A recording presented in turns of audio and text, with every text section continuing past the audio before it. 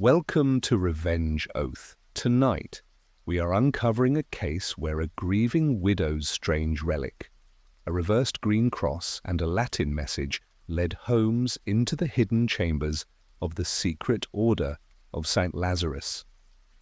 Your comments mean the world. Tell me where you're watching from today. Now let's follow Holmes into the mystery.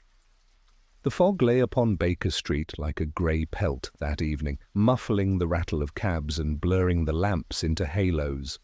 We had dined plainly, for Holmes was in one of his ascetic moods, and he had turned his violin upon a melancholy air, when Mrs. Hudson's tread, unusually hurried, announced a late visitor.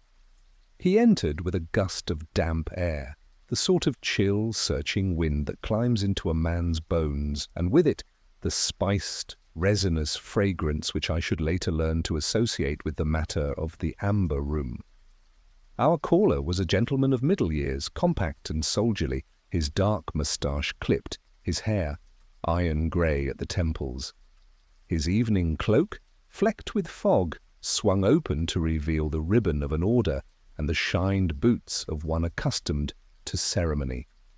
He removed his gloves with a staccato energy, all the while taking our measure with lively blue eyes. "Mr. Sherlock Holmes, I am Colonel Sir Alister Fulkeys of the Foreign Office. I beg you will excuse the hour." Holmes set down his violin, and, with that air of languor which cloaked an alertness sharper than any steel, indicated the armchair by the hearth. "The hour is less intrusive than the gravity you carry in your shoulders, Colonel. Pray sit. Dr. Watson will locate the whisky. I fancy you have come from Grosvenor Square. The resin on your cuff is not English, the grain is too honeyed for our churches and furniture, and the scent of fir has preceded you up the stairs." Sir Alister's hand, which was extracting a leather dispatch case, halted in mid-air. "By the Lord, yes, from the town house of Prince Dmitri Orlov. He is an attaché to the Imperial Russian Embassy and a collector of not inconsiderable reputation. Tonight he exhibited to a very small company a suite of amber panels, copies, mind you, but made in the Baltic manner, an homage, he called it, to the famed amber room of Tsarskoye Selo." Holmes's eyes brightened, and London, being London, could not resist a miniature Catherine Palace in a Mayfair drawing-room. "London will need its wits," Sir Alister said tightly. During the viewing, in a chamber panelled entirely in amber and sealed, so they swear, upon the hour, a man was murdered. He was found not 10 minutes later, dead upon the parquet. The door was locked on the inside, the windows fastened with wax to preserve the warmth for the resin. The company is distinguished. The embarrassment, if it is not solved cleanly, could be monstrous. "The murdered man?" "Mr. Arthur Quinton, a British diplomat of my department," said Sir Alister, and here his voice, hardened into duty. "Recently returned from St. Petersburg. His billet gave him access to certain delicate correspondences. Prince Orlov's circle contains loyalists and also those who bathe in the shallows of politics. There are émigrés, radicals, and collectors who make of a cabinet a masquerade. Mr. Quinton, however, was not engaged this evening in official business, or so we believed." Holmes steepled his fingers. "You were present?" "I was waiting in the antechamber. The set piece of the evening was an intimate viewing in the so-called amber room, one guest at a time, to heighten its effect. The prince is theatrical. The last person to enter was a lady, Mrs. Eugenia Vale, the art dealer, who emerged pale and trembling. Before her, Mr. Quinton had gone in. The footman swears he fastened the door, as is the prince's ritual, a little charade to preserve the mystery. 10 minutes later, when the door was opened again, Mr. Quinton lay dead. No sign of a weapon. No mark, save the faintest spot upon the side of his neck. "A puncture?" I asked. Sir Alister looked at me gravely. so slight I would have missed it but for the doctor summoned by the household, who was flurried and of no earthly use. Lestrade is there. He has sent for the yard's photographer and for a locksmith. I came for Mr. Holmes. Holmes's gaze slid to the mantel, where a thin plume of smoke from his pipe twisted like writing.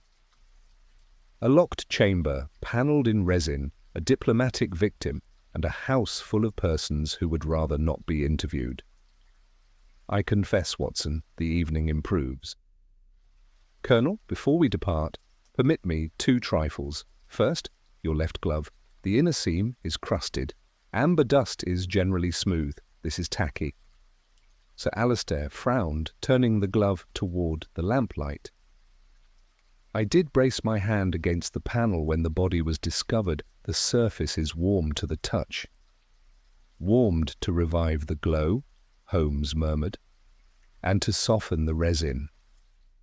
Secondly, the case you carry has a broken corner. Your dispatches are not here. You filled that gap with urgency. Therefore, what you fear is not a general scandal, but a very particular piece of paper that should be somewhere and is not. Sir Alistair's jaw tightened. After a moment he said, "There is talk of a letter, rumour, rather, intercepted abroad, which Mr. Quinton may have carried. Nothing can be confirmed until we search the body." "Then we had best leave rumour behind and go to fact," Holmes said, springing up with a sudden vigour that belied his indolence not 5 minutes before. He crossed to the peg, swung on his overcoat, and with his free hand plucked his magnifier from the mantel as a cavalryman might his sabre. "Watson, your hat. Bring the small case. The amber, you say, had been warmed." "Yes." "Then we shall find the room has preserved more than beauty." It was a short drive to Grosvenor Square, but the fog, rolling in slow, deliberate banks, made our progress uncertain. The Prince's townhouse glowed against that obscurity, each window a lantern. We were admitted by a footman whose livery trembled no less than his lip, and we passed through rooms heavy with velvet and gilt, under canvases as large as naval sails. The company was gathered in subdued murmurs, a hard-faced fellow with the nails and watch-chain of commerce, the beautiful Mrs. Vale, her shoulders bare above jet beads, a young man with the nervous brow of the ideologue, and dominating all with his easy authority, Prince Orloff himself, white-haired and smooth, his accent a soft burr, like butter rubbed into flour. Inspector Lestrade, thin and brisk, met us in the antechamber. "Holmes," he said without preamble, "I might have known the Foreign Office would bring you. You'll find nothing here that we have not observed. The door was locked, the windows sealed, the chimney flue closed. Mr. Quinton is in the middle of the floor. No prints on the wax but the footman's. No weapon, no rope from the skylight because there is none. It's devilish." "Devils are rarely original," Holmes returned amiably. "They repeat themselves with a few flourishes. Come, let me see your stage." The amber room deserved its capitals. Every surface was a mosaic. Honey and burnished gold, cognac and tea, the resin carved and inlaid with filigreed cherubs and garlands. The heat was noticeable, a radiant warmth that made the air smell faintly of pine and orange peel. In the centre, on the herringbone floor, lay Mr. Quinton, an elegant man of 45, his evening dress flawless, his pale hair brushed back from a high brow. His hand was clenched, as if around an absent object. There was, as Sir Alistair had said, a pin-prick upon the right side of the neck. Holmes went first to the door and its lock, then to the nearest panel, where he leaned so close his breath must have clouded the resin. He touched the surface lightly and drew back his fingertip with an expression of interest. "Sticky," he murmured. "Not merely warmed, softened, a most accommodating wall." He stooped over the body. "Watson!" I knelt, my medical instincts taking their course. There was no lividity yet to cloud the complexion. The pupils were contracted to pinheads. The scent of the room was resinous, and yes, there, beneath it, something more volatile. I dipped my handkerchief and brought it to my nose. Bitter almond? No. A citrus, bergamot perhaps. The puncture could indicate a hypodermic, but the constricted pupil suggests a certain class of poisons. Your instincts, as ever, are valuable, Holmes said. Observe the right cuff, a smear, dark, glossy, not blood, and the palm shows a faint abrasion. Lestrade, did you lift any object from the hand? Nothing, the inspector said. He was clutching at air. Holmes's gaze was not on the corpse, but on the panelling above it. He straightened, then crossed the room in 3 long strides and crouched by the baseboard where the amber met the skirting. For a moment his long fingers probed the seam. When he withdrew them, a fragment lay on his palm, a chip no larger than a button, translucent and lemon in the lamplight. Embedded within it was a thread-like dark line, as though some foreign body had been drawn through the resin while it was soft and had left a memory of its passage. A room that remembers, Holmes said softly. A wall that takes impressions. How very theatrical, Prince Orloff, and how very inconvenient for an assassin. Prince Orloff, who had followed us with courtly interest, lifted his hands. Mr. Holmes, I am stricken by this horror in my house. I assure you nothing sinister was intended by my little display. The heat only flatters the panels. It flatters more than panels, Holmes answered, without looking at him. He now examined the door jamb, where the latch would meet the strike. There, too, I saw a faint, elongated depression in the soft resin, a trace like the drag of a thin wire. He rose and surveyed the room, his eyes half closed.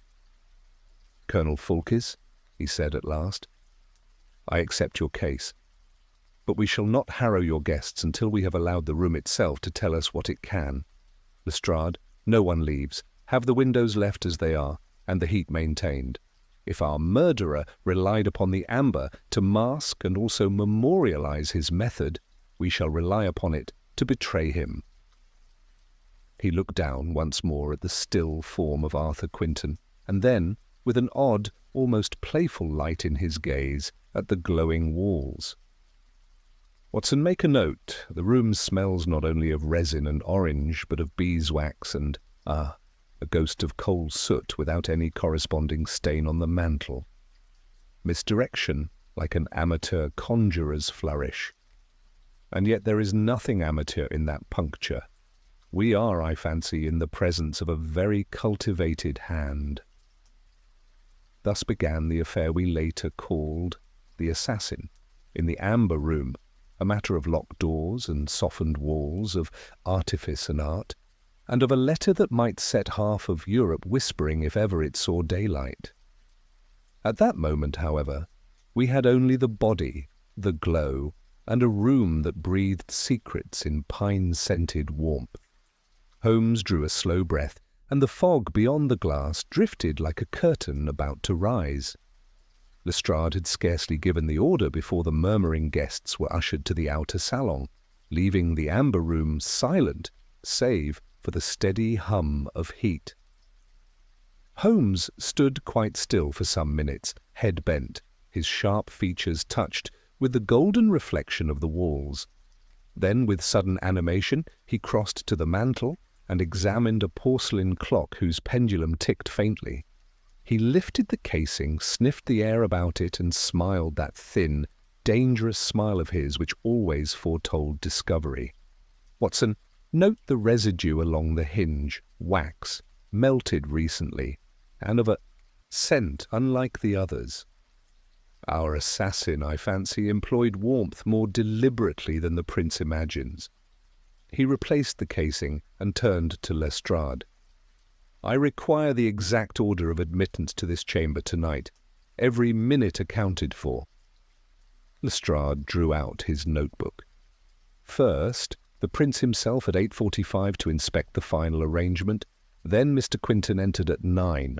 He was followed after 10 minutes by Mrs. Vale. When she screamed, the door was forced at 9:23. No one else entered in between. The footman was stationed outside. Holmes considered. So the period of isolation, precisely 23 minutes, was sufficient for death, concealment, and the cooling of a murder weapon, yet the heat persists. Curious. He moved lightly about the floor, pausing beside the window panes. The amber gleamed dully beneath his lamp as he bent to the sill. The wax seal is unbroken, yet observe, Watson, here, the faint trail of soot upon the inner frame. Something passed this way, something thin, metallic perhaps, drawn in before the seal hardened. The assassin may have manipulated his instrument from without through the vent or flue. Lestrade frowned. Impossible! The window's open onto the balcony 30 feet from the ground. Unless your murderer flies. Not flies, my dear Lestrade, but plans. Holmes tapped the amber surface gently. Softened resin may admit more than impressions. I suspect a narrow implement was inserted when the panels were warm, guided with exquisite precision, a syringe perhaps, or a fine hollow needle. At that moment, Prince Orloff re-entered, his composure brittle as glass. "Mr. Holmes, you must conclude your inquiries soon. The guests grow uneasy. It is unthinkable that my home should become a spectacle for scandal." Holmes's expression did not waver.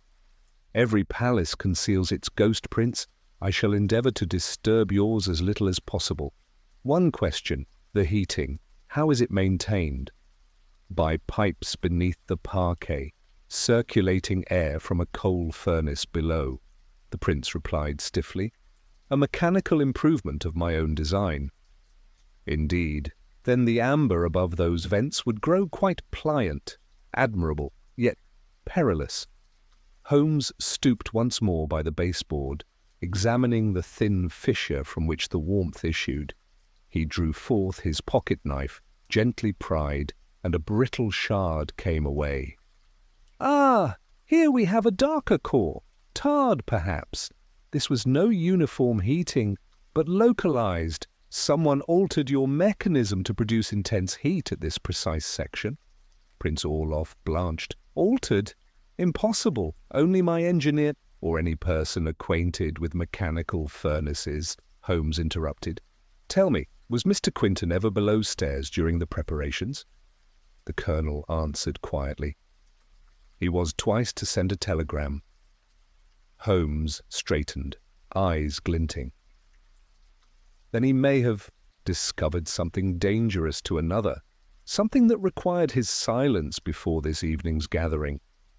He turned suddenly toward the door.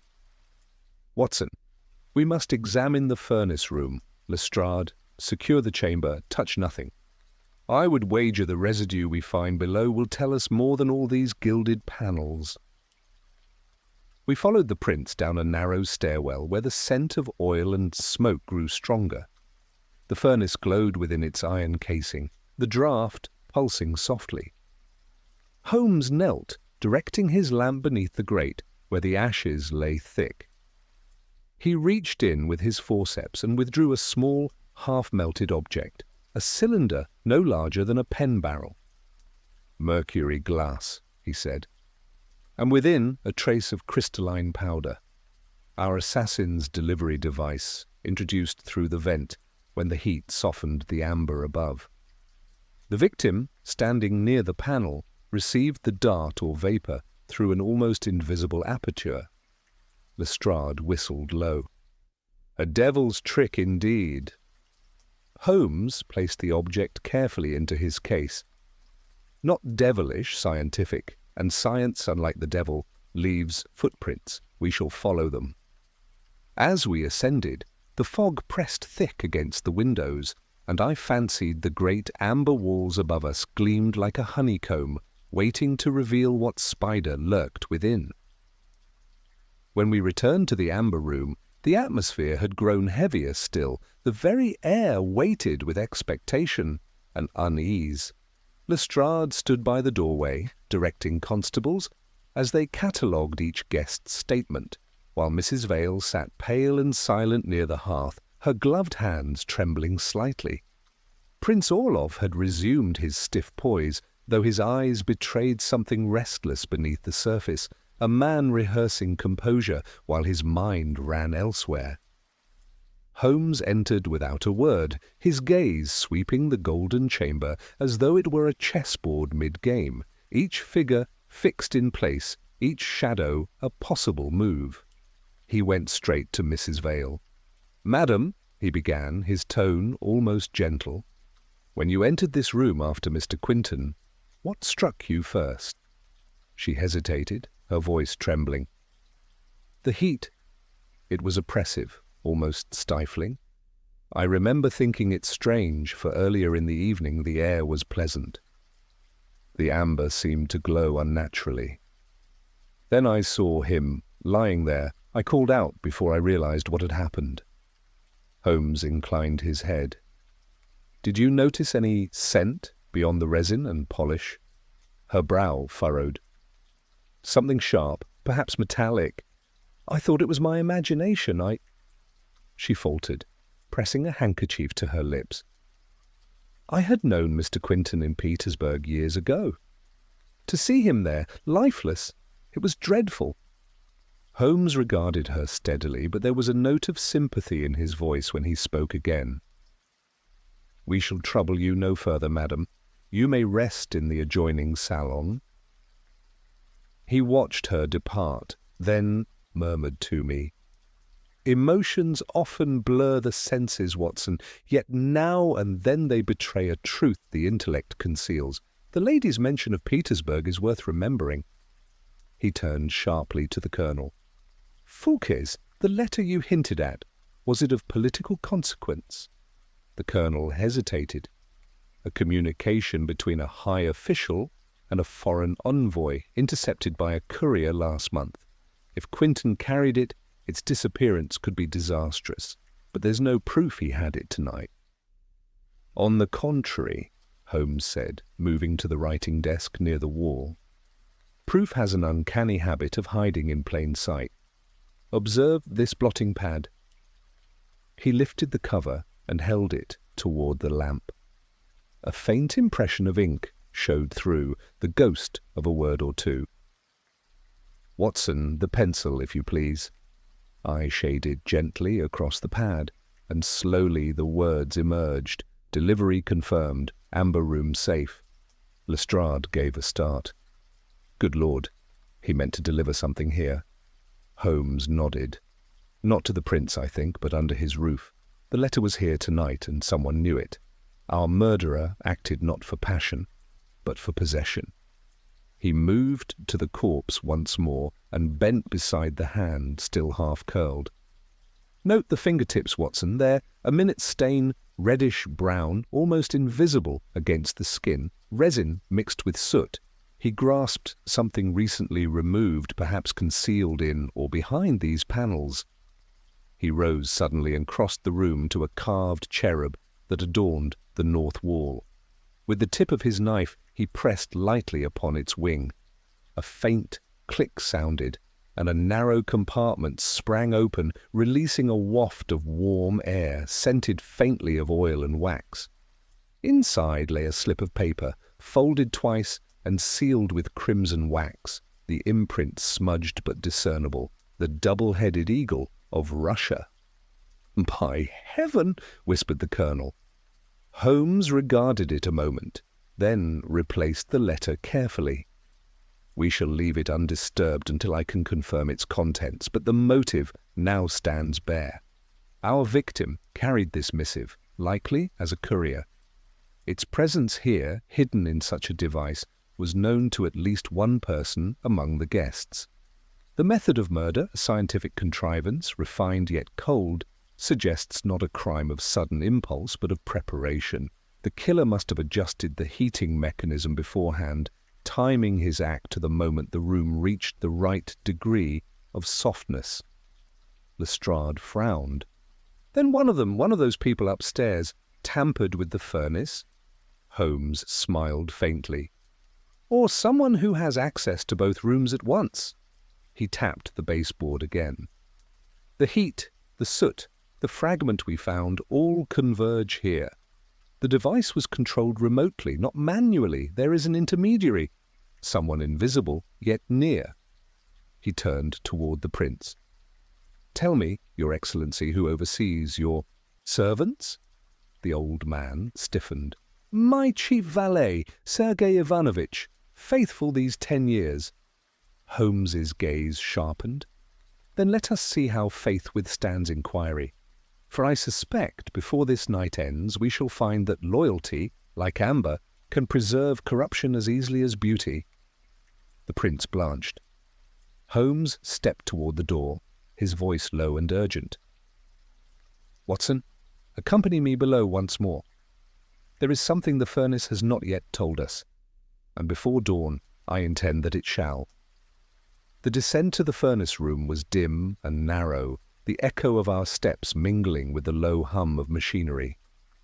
Holmes carried his lantern close to the wall, its circle of light flickering over iron pipes that throbbed faintly with heat.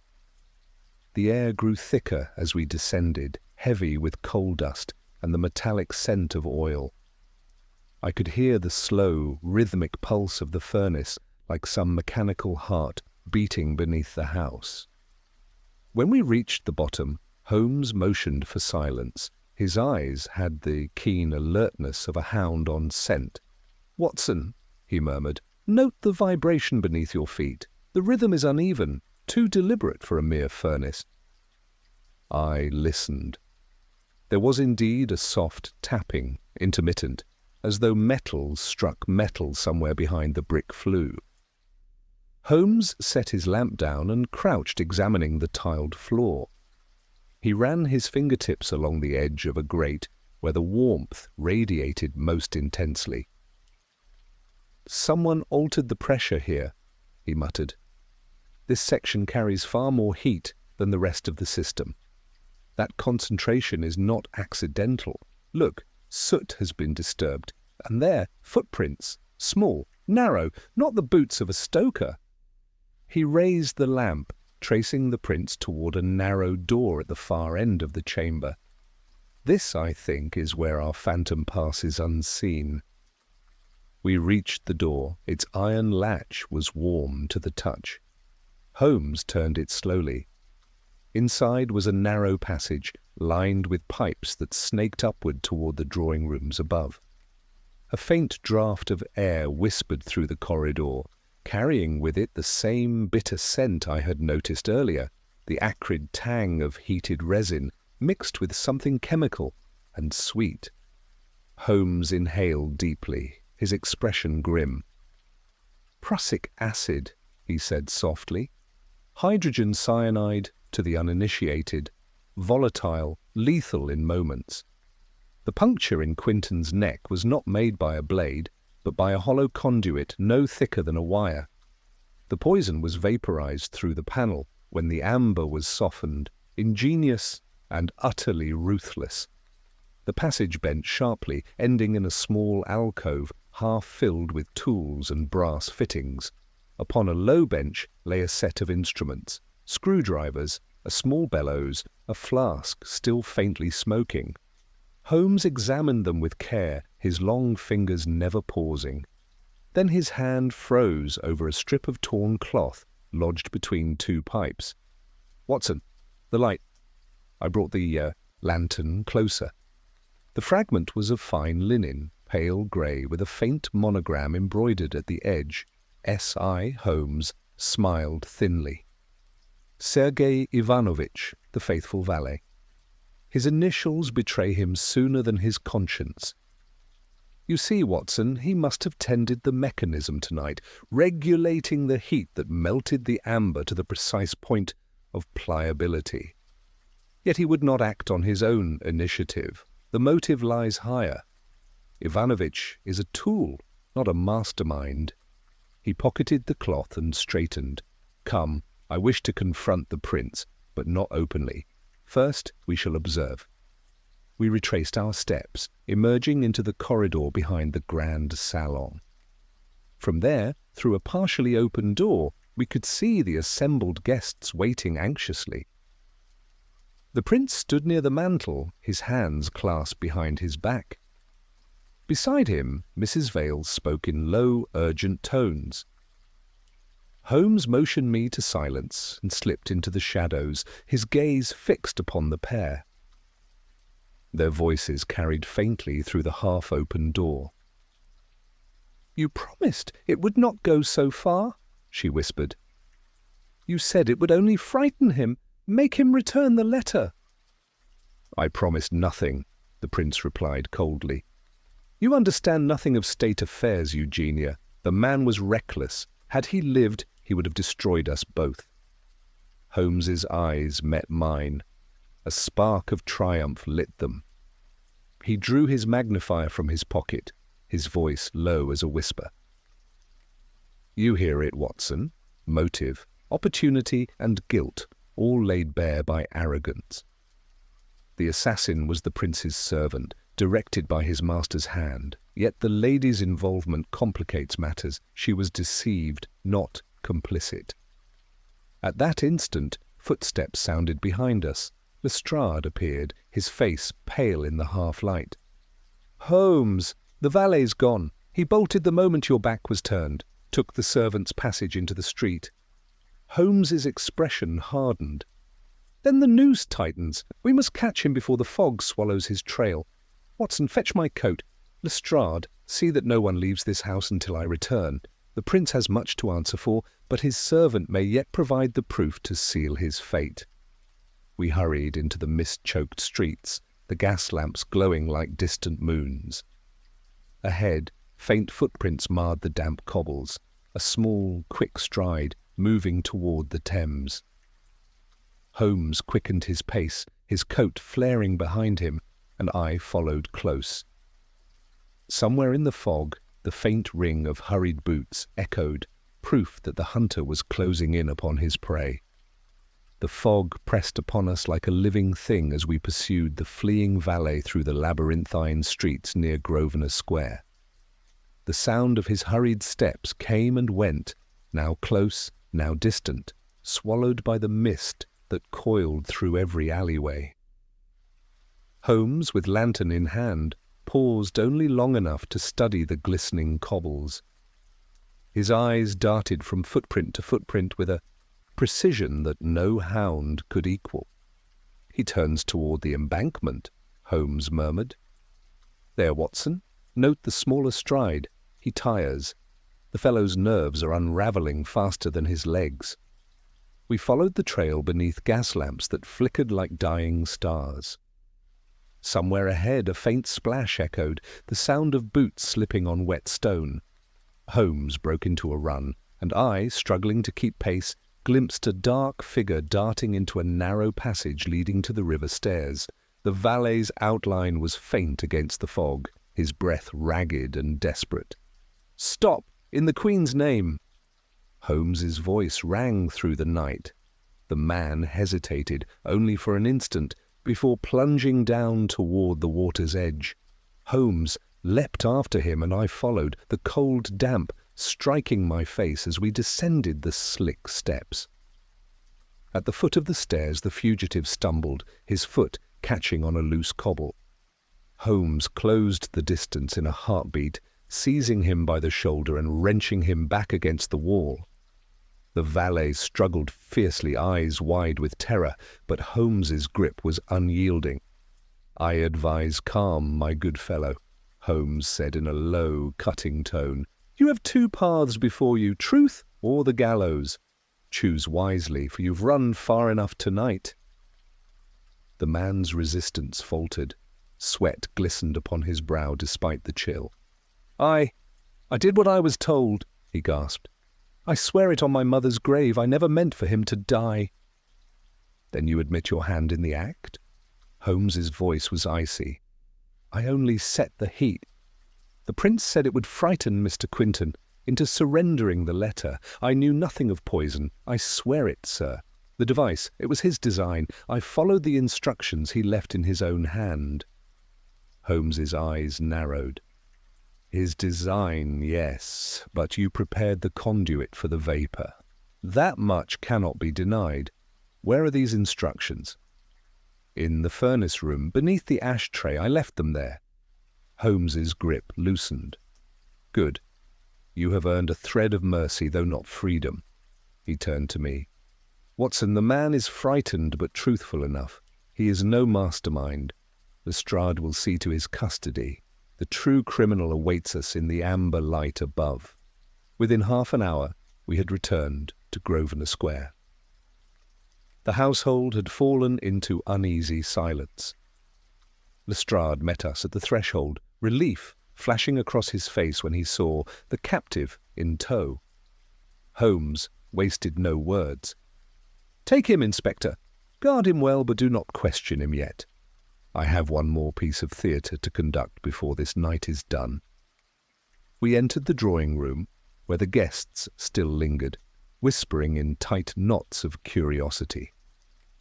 Prince Orloff stood alone before the hearth, his expression composed yet taut, as if every muscle strained beneath his calm exterior. Holmes approached him with deliberate slowness. "Your Excellency," he said, "your servant has been found. He has spoken freely. Before I summon the police to complete their duty, I shall extend to you one courtesy, the chance to speak in your own defence." The prince's lips curved in a faint, bitter smile. Defence? Against what? The word of a terrified man who would sell his soul to escape the noose? "Against fact," Holmes said sharply. "You designed the very apparatus that killed Mr. Quinton, calibrated your furnace to soften the amber, and ensured the poison was released through a hollow filament while your guests were entertained above. You believed the heat and fragrance would conceal the act, but you miscalculated one thing: the persistence of resin. The amber has recorded every motion, every touch. When it hardens again, it will preserve the mark of the wire you drew through it, and even now that impression remains visible." The prince's face drained of colour. "You have no proof." "On the contrary," Holmes said quietly. "Your valet has provided your instructions, and your letter, the one sealed with the Russian eagle, rests behind the cherub's wing, a diplomatic cipher addressed to one whose loyalty you could not risk being exposed. Mr. Quinton discovered it and threatened disclosure. You silenced him." For a long moment Orloff said nothing. Then his composure cracked, his voice trembling. "You cannot comprehend what that letter meant, what it would unleash if revealed. I acted for the preservation of nations." Holmes's tone softened, though it carried no sympathy. "So does every man who wraps his crime in patriotism." He turned to Lestrade.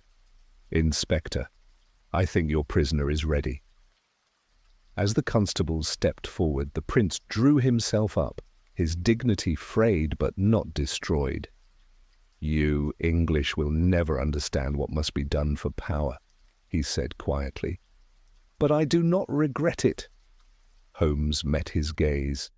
"History seldom excuses necessity, Prince. It merely records it." And as Orlov was led away, the golden light of the amber room flickered across the walls like a dying flame, the faint scent of resin lingering, a reminder of beauty turned to death. The house was quiet now, emptied of its grandeur and guests, its corridors echoing faintly with the retreating steps of constables and the muted murmur of official voices. Holmes stood in the centre of the amber room, hands clasped behind his back, gazing at the golden panels that only hours before had shimmered with deceptive warmth. The furnace had been extinguished, the air was cooler, and the scent of resin was beginning to fade. Yet the room seemed still alive, haunted not by ghosts, but by the memory of deceit and ambition. Watson, ever the faithful chronicler, watched his friend's face in the lamplight. There was no triumph there, only that distant, thoughtful expression he wore when the conclusion of a case left him unsatisfied by its moral outcome. "You are unusually quiet, Holmes," I ventured at last. He did not look up. "Quiet, Watson? Because the echoes of this affair are louder than you suppose. The arrest of Prince Orloff may satisfy the law, but not the deeper truth.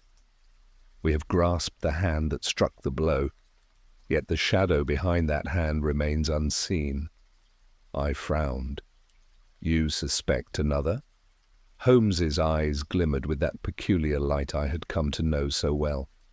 "Not suspect, no. Orloff was a man of action, not conception. He executed a design that was placed in his path with the precision of a chess move. The ciphered letter, the mechanical device, even the means of death, each bears the touch of a scientific mind, not a political one. Prince Orloff's guilt is real, but he was guided, perhaps unknowingly, by another intellect entirely." He turned sharply toward the desk, where the sealed Russian letter still lay. "This document, Watson, may tell us more than its words. Observe how the wax is smudged on one edge, done not by the prince's hand but another's, someone who handled it before it was sealed anew. The edges of the paper show the faintest scoring, a sign that it was folded, opened, and resealed with professional skill."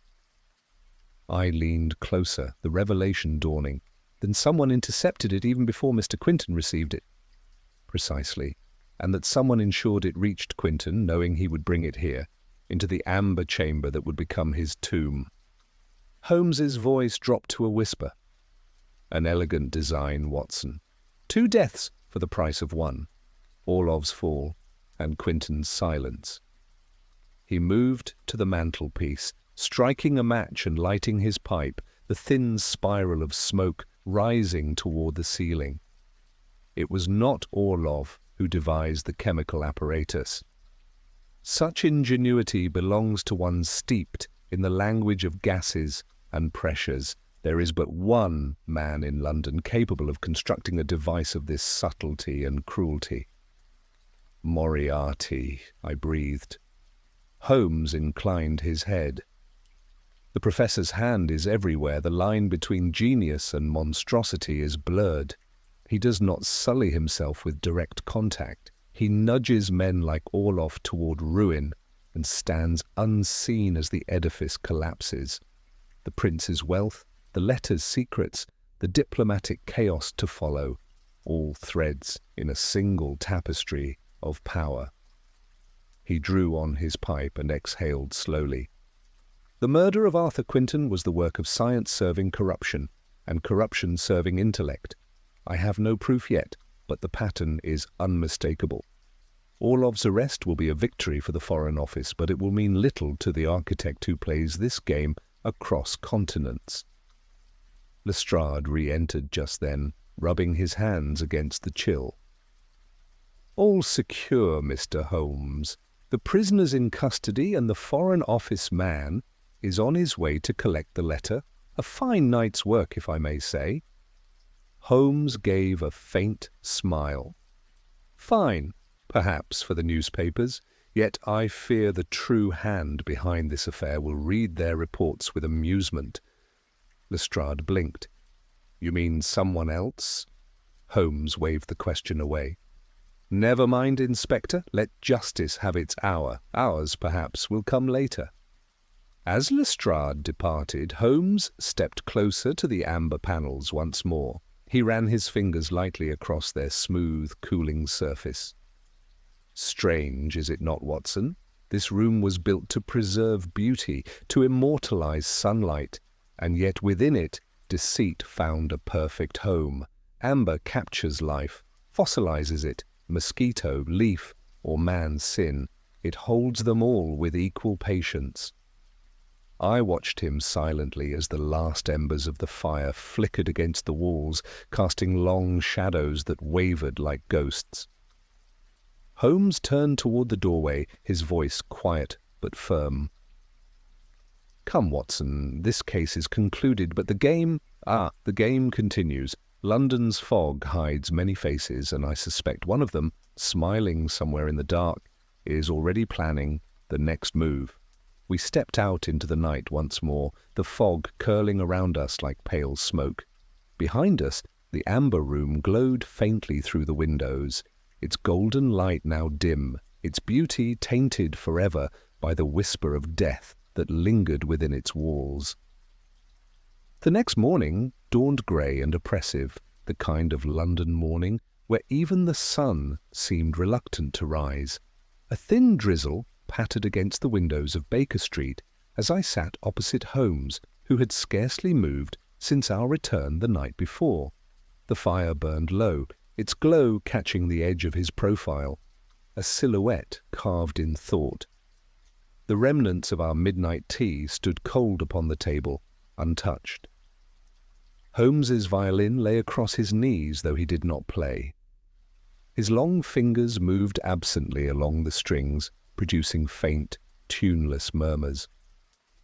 The silence stretched until I could bear it no longer. "Holmes, you have not slept?" I said. "You've been in that chair since dawn. Surely the matter of the amber room is closed." He lifted his eyes to me, sharp, clear, and far from weary. Closed in the eyes of Lestrade, perhaps. But I have learned, Watson, that when a case appears concluded too neatly, it is usually because the final knot has been tied by the wrong hand. I frowned. "You mean the prince's confession was false?" "No, his confession was entirely genuine, as far as guilt by commission is concerned. But the origin of that guilt, its spark, lies elsewhere." He rose, pacing before the hearth with restless precision. "I spent half the night examining the cipher recovered from Orlov's hidden compartment. It contains no political correspondence, no secret treaties, nothing of espionage or treachery, as the Foreign Office suspects." I stared at him in astonishment. "Then what was it?" Holmes stopped pacing and turned to the window, watching the rain run down the glass in crooked lines. "A formula, Watson. A chemical equation written in Orlov's own hand but devised by another. It pertains to a volatile compound capable of crystallization under heat, an element that could serve both artistic and lethal purposes. The poison used on Quinton was no ordinary cyanide. It was a compound born of this very formula. Orlov believed it an invention for preserving amber. Ironic, is it not? But he was misled. Someone gave him the formula, knowing it would destroy him. I felt a chill pass through me. Then Moriarty. Precisely. The professor's shadow again. Holmes's voice hardened, his fingers tightening around the violin's neck. He supplied Orlov with scientific temptation, knowing the man's vanity would do the rest. When the inevitable death occurred, Moriarty stood to gain in silence, watching as diplomatic scandal spread across two governments. A stroke of brilliance, Watson, cruel and clinical. He set the violin aside and crossed to his desk, where a telegram lay unopened. With a flick of his hand, he tore it open and scanned the contents. Ah, as expected from Inspector Gregson, there was a break-in at the Russian embassy last night. No valuables taken, no documents missing, except one envelope sealed with the same crimson wax as the letter we found. Then he moves again, I said quietly. Holmes nodded. Yes, and swiftly. Moriarty is tying up his loose ends. Orlov is silenced by prison. The valet will likely vanish before trial. There remains only one inconvenience, myself. Which means, my dear Watson, that we are once again invited into the professor's great game. He smiled faintly, though there was no humour in it. Do you recall what I told you last night? That London's fog hides many faces. One of them was watching us leave Grosvenor Square. I saw the reflection in a carriage window, a man with a bowler hat sitting motionless, eyes fixed upon us. That man, I am certain, is in Moriarty's employ. Before I could speak, there came a soft knock at the door. Mrs. Hudson entered, pale and flustered. "Beg pardon, Mr. Holmes, but a boy from the telegraph office has just brought this for you. Said it was urgent? Holmes took the folded paper and broke the seal. His brows arched as he read aloud. "A gift for your collection. You will find it where the light cannot reach."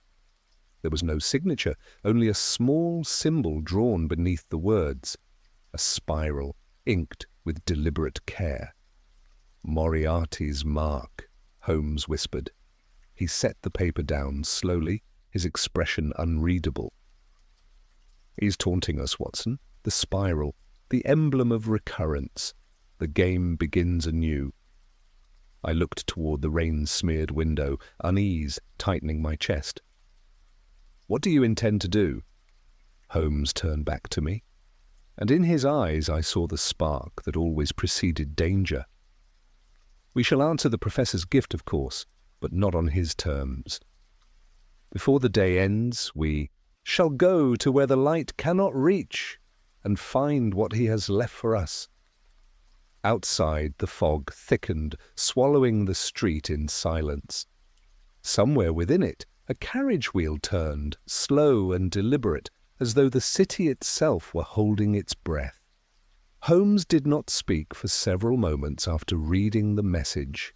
He simply stood there, the paper held lightly between his fingers, his gaze unfocused, as though he were listening not to the rain outside, but to something inaudible beneath it. Then, with that abrupt precision that often marked the turn of his thought, he moved to the mantel and began pacing, each step measured. "Where the light cannot reach," he repeated softly. A phrase as poetic as it is practical. It implies concealment, not distance, somewhere close, perhaps beneath our very notice. He looked up suddenly.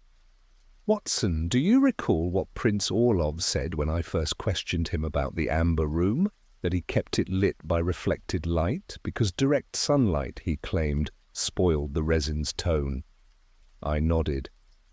"Yes, I remember." "Then consider that statement again," Holmes said, his eyes narrowing. "The amber room was built to glow, yet its heart lay in shadow. And Moriarty, who so delights in symbolism, sends a message that the gift lies where light cannot reach. We are being led back, not forward, Watson, back to the scene we thought concluded." "You believe something remains in the house?" "I believe," he said, "that something was left for us to find, and deliberately. The Professor wishes to draw me in, not by threat, but by curiosity. And as ever, he has chosen the bait with care." Within the hour, we were again in a cab, rattling through streets veiled in fog. Grosvenor Square loomed dimly through the mist, the Prince's townhouse now under guard. Lestrade met us at the entrance, his face showing both surprise and weary resignation. "Back again, Holmes? I'd have thought you'd had your fill of that cursed place." Holmes merely brushed past him. "You will accompany us, Inspector, though I suggest you keep your men from touching anything until I have examined the lower levels once more." The interior was much as we had left it, silent, drained of splendor, the amber panels dull now in the lamplight. Holmes moved through the rooms like a spectre, his gaze fixed not upon the furnishings but upon the seams of walls, the corners of mouldings, the edges where beauty met structure. At last, in the corridor near the servants' stairs, he halted abruptly. "Watson, your lamp here." He knelt beside the skirting board where faint traces of soot marked the junction with the floor. With his knife, he pried delicately at a small wooden panel, and it came away with a soft creak. Beneath it was a recess no larger than a man's hand, and within it a small black lacquered box. Its surface gleamed faintly, though no light struck it directly. Holmes lifted it with care. "You see, Watson, the Professor keeps his promises, a gift indeed, where the light cannot reach." Lestrade leaned closer. "You'd best open it then. Lord knows what devilry's inside." Holmes examined the edges. "Sealed, but not trapped. Moriarty does not rely on theatrics when precision will suffice." He worked the latch gently until the lid lifted with a faint sigh. Inside, on a bed of folded black silk, lay a single object, a crystal sphere, no larger than an apple, filled with a faint amber glow that seemed to pulse from within. It was beautiful and terrible all at once, like a drop of frozen fire. Holmes did not touch it immediately. "Curious," he murmured. "A replica of the amber compound used in Orlov's panels. Only this one has been stabilized. But to what end?" I leaned closer, and in that dim light I saw something suspended within the sphere. A minute scrap of parchment, rolled tightly, barely visible through the golden haze. "A message?" I asked. Holmes nodded. "Undoubtedly, and one meant for me." With the point of his penknife, he scored the surface delicately until it cracked open with a faint click. Inside, protected by a thin shell of resin, was the fragment of parchment. Holmes unrolled it with tweezers. On it were 2 words written in a hand as elegant as it was chilling. "Not yet." Holmes's face did not change, but his eyes darkened. "He's watching," he said quietly. "Even now. The game is not concluded. It merely pauses." Lestrade swore under his breath. "Then he's mocking you, Holmes, playing with you like a cat with a mouse." "Perhaps," Holmes said, his tone distant. "But even the cat risks claws when it toys too long." He replaced the note carefully in his case, then turned toward the doorway. "We leave, Watson. There is nothing more to learn here, save that Moriarty's reach extends farther than even I imagined, but he has made one misstep." "What misstep?" I asked. Holmes smiled faintly, the expression thin as a blade. "He assumes that I shall wait." Outside, the fog had thickened to near darkness, swallowing even the lamplight. Yet as we stepped into the street, I thought I glimpsed, just for an instant, the faint glow of an ember burning at the corner like a cigarette, flaring in a distant carriage window, before it vanished into the mist. Holmes did not speak as we made our way back through the fog-bound streets. His face, half shadowed by the lamplight inside the cab, revealed only the faintest motion of thought, his eyes fixed, unblinking, on the dark beyond the window. The faint glow of the street lamps flickered against the mist, each one vanishing as swiftly as it appeared, like brief sparks of reason swallowed by the unknown. I dared not interrupt him. When Holmes sank into silence of that kind, it was as though his mind was unraveling the world, thread by thread. At last, as the cab turned onto Baker Street, he stirred. "Watson," he said quietly, "did you observe the writing upon the parchment? The curvature of the final letter, the precise ink pressure?" "I did not look closely," I admitted. "The words were too few to offer much." "Few, yes," he replied, "but the hand was not Moriarty's. His penmanship is sharp, calculated. He writes as he thinks with mathematical precision. This, however, was softer, more deliberate. It carried an artistry absent in the professor's style. There lies the deeper intrigue. He did not write the message himself. He had it written by another." I leaned forward, puzzled. "Then this 'not yet', it was not meant simply as a taunt?" Holmes gave a thin smile.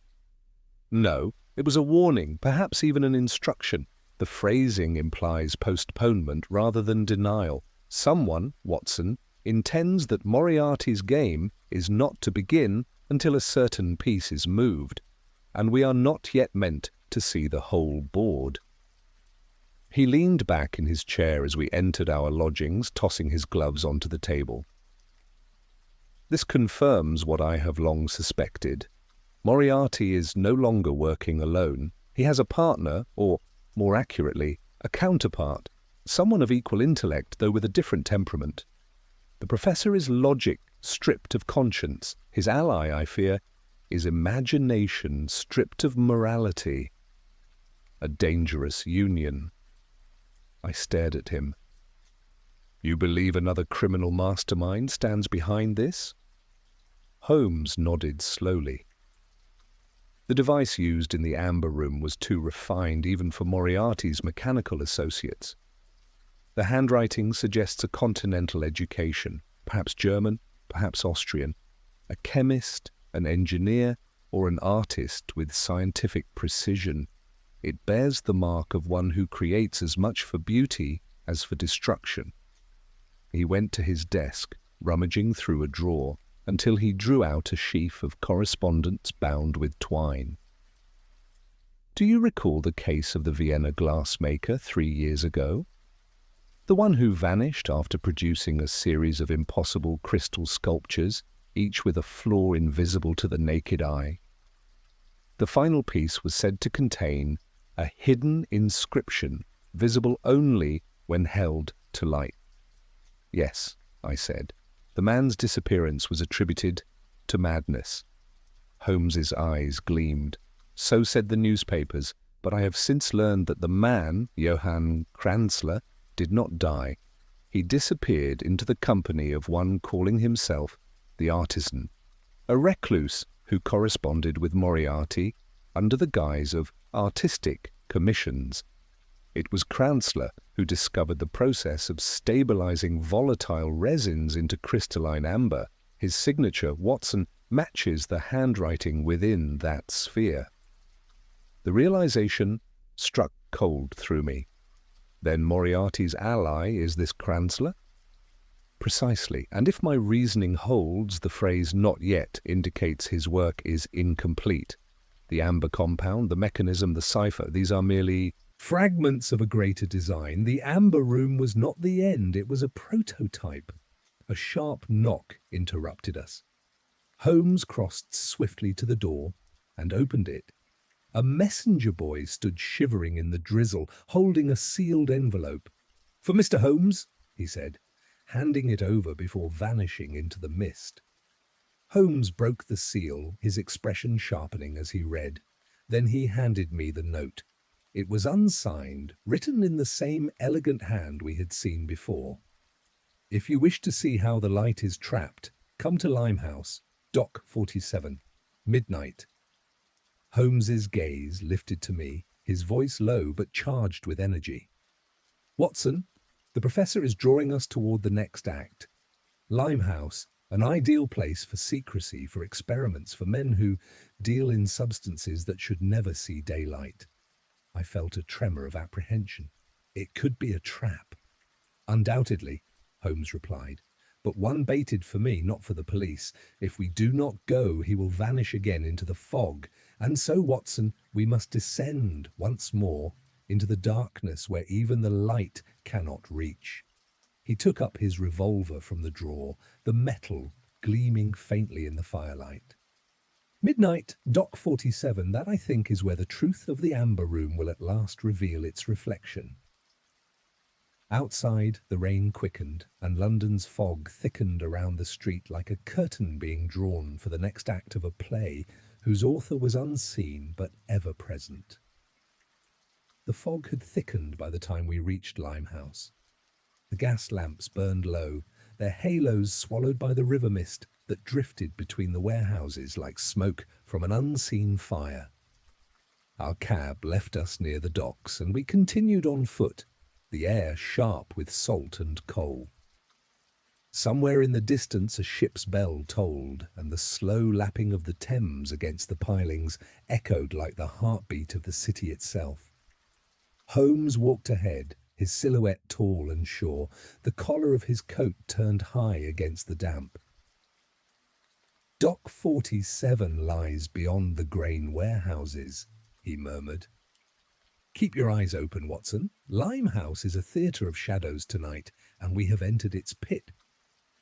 The dockside was deserted, save for the creak of rigging and the faint hiss of a lantern swaying from a post.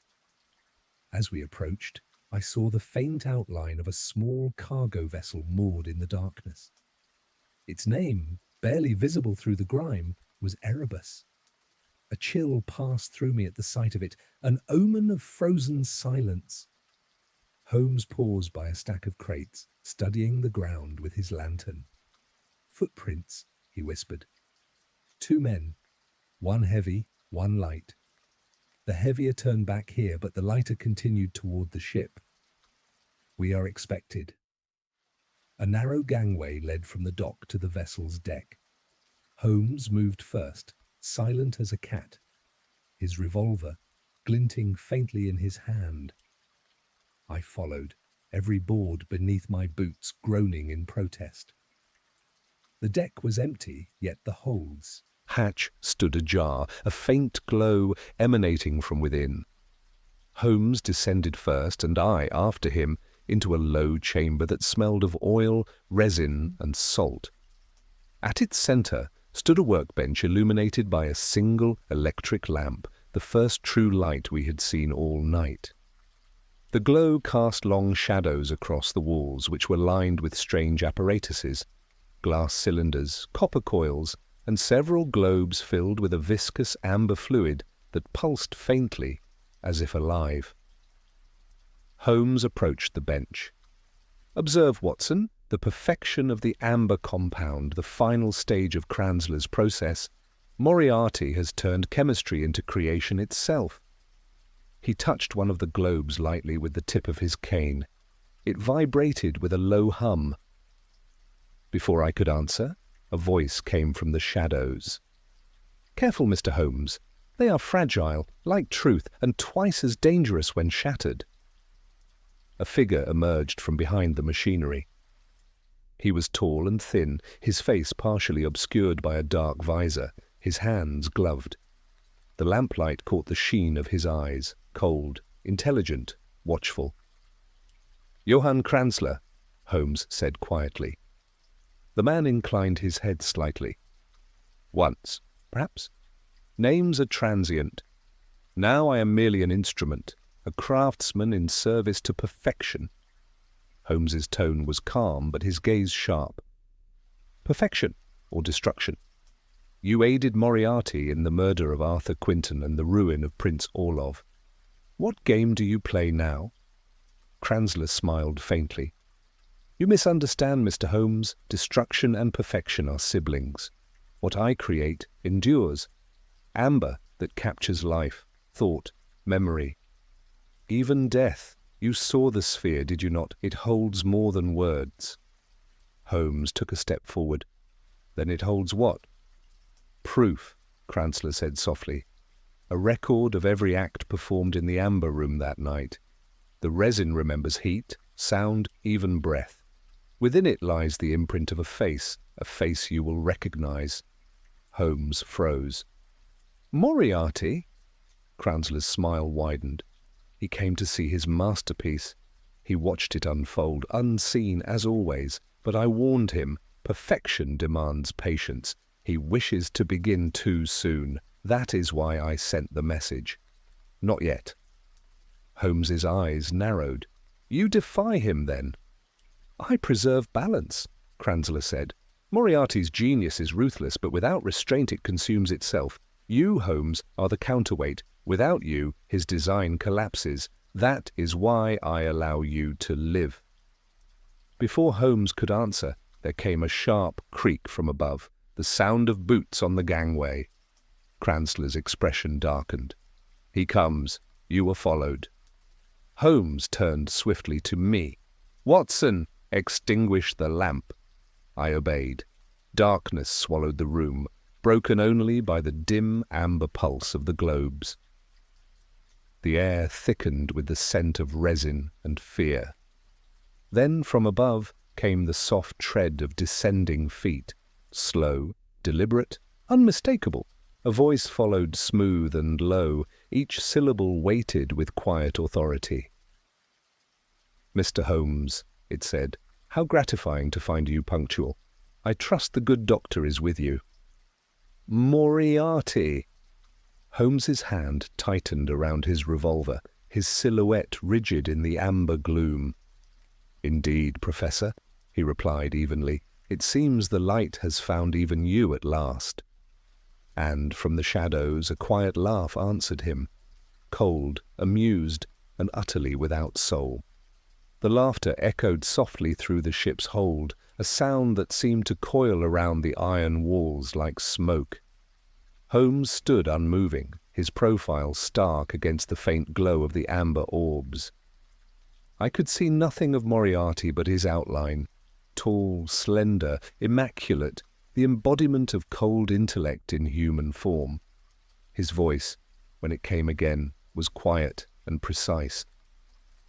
"You have interfered for the last time, Mr. Holmes. My work requires balance, and your continued existence disturbs the equation." Holmes lowered his revolver slightly, not in surrender, but in calculation. "Equilibrium, Professor. You mistake yourself for a principle of nature when you are merely a man who has studied her cruelty." Moriarty's mouth curved faintly in the darkness. "And yet cruelty governs all things, does it not? Even deduction, every conclusion you reach is born of dissection, of suffering, of tearing truth from its hiding place. You and I are not so different." Holmes's eyes never wavered. "That, sir, is the tragedy of your perception. You seek power where I seek clarity. I have no need to rule what I can already understand." The faint hum of the machinery filled the silence that followed. Cransler shifted slightly, his hands tightening upon one of the amber globes. "You said you would not harm him," he murmured. "I said nothing of harm," Moriarty replied. "Only of necessity. There can be no design without removal of the flawed element." Holmes's tone cut through the tension like a blade. "And yet, Professor, your flaw lies exposed before you." He moved suddenly, not toward Moriarty, but toward Cransler. In a single motion he struck the table's edge, shattering one of the glowing orbs. A burst of golden vapor erupted, filling the air with a sharp, chemical tang.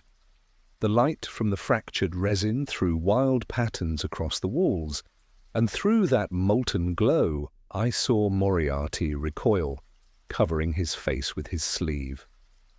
Holmes seized the moment. "Now, Watson!"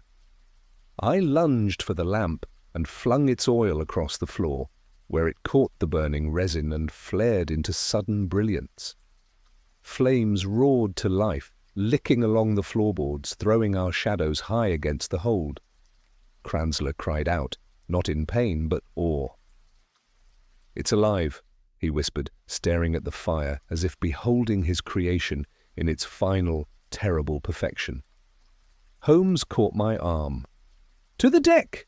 he shouted, his voice nearly drowned by the roar. We stumbled up the iron steps as the hold filled with smoke. Behind us, Moriarty's voice rose once more, calm amid the chaos.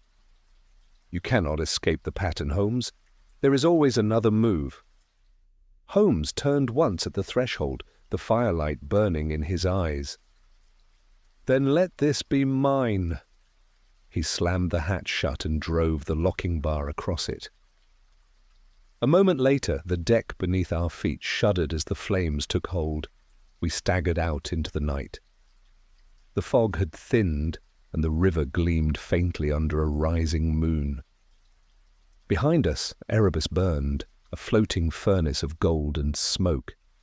Figures shouted on the distant docks, but we stood silent, watching as the fire consumed the vessel. At last, Holmes spoke, his voice low and steady. "He will not die there, not yet. The river will take him, as it has before. But the professor's web has burned with his laboratory, and London will rest easier for a time." "And Cransler?" I asked quietly. Holmes's gaze remained fixed upon the flames. "A craftsman destroyed by his own art. The world will forget him, but the science he created will not vanish. Moriarty's mind will see to that." We turned from the river as the ship's timbers groaned and split, sending sparks into the night like a shower of dying stars. The glow faded behind us, leaving only the whisper of the tide and the sound of distant bells. When we reached Baker Street in the early hours, Holmes went straight to the window and drew back the curtain. The fog had lifted. Pale dawn light filtered through, glinting faintly upon the glass files on his shelf, the tools of inquiry, not destruction. He stood there a long while before speaking. "Evil, Watson," he said at last, "is never vanquished by the flame. It hides, it adapts, it waits, but so too does reason." He turned then, the faintest smile touching his lips.